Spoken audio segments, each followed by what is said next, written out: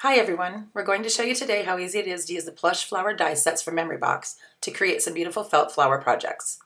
The first technique I'm going to show you is how to assemble a basic flower. We're using the Memory Box Plush ruffled rose die. The package comes with an assortment of sizes of petal dies that you will use to cut out your felt. The number of petals that you use is entirely up to you. I've cut out some petals ahead of time using a die cut machine. In this case I used felt, but you will die cut the same way that you cut paper. I recommend using a metal adapter plate to help cut through the felt to produce a nice clean cut. Start by assembling the center of the flower. I like to add a dot of hot glue at the bottom of the smallest petal and then pinch it to create a center. Then wrap petals around the center and build the flower out. You will repeat this method, adding hot glue to the bottom of each petal and wrapping around the center until you achieve the size flower that you want. As you are placing the petals, your goal will be to slightly overlap previous petals to give the flower a full look. Depending on the way you build the flower, your blossom may be bigger or smaller. This look is entirely up to you. Just keep in mind what you want the finished project to look like and create your flower as needed. As you can see, if I stopped here and had only used a few petals, the blossom would naturally be smaller. I'm using the smallest size petals to create a flower bud, but as I continue to add on multiple rows of petals, the flower gets bigger, creating a large, beautiful flower.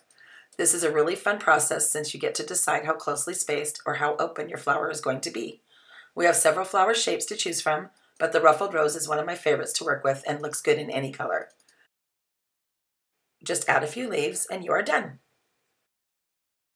Next, I'm going to show you the Plush narrow succulent. Succulents are really popular right now, and we have designed 2 Memory Box sets for creating some amazing plush projects. Again, you will be using the assorted sizes of dies to cut out your petals. I have cut some ahead of time to use on the project, and I decided that I would need more of the large size petals for the outside row and less of the smaller petals to create my center. The number of petals that you use and the position you place them will change with every flower that you create. Each flower will be unique. The succulent flower is created the same way as the other flowers in the collection. Try to keep the centers close together, and as the flower gets larger, you can overlap as little or as much as you want to. As you can see, it only takes a little bit of hot glue to keep the petals together, and I just use my fingers to hold things in place for a few seconds while the glue sets. Continue the process of adding petals until you reach the look you are going for. The succulent shape is one of the easiest projects to work with, and you'll finish with a really gorgeous flower. Once you get the hang of it, you will be assembling flowers in no time. They really are fun and easy. You will love the look of the flowers in felt. The colors and textures look beautiful when you create these amazing 3-dimensional flowers.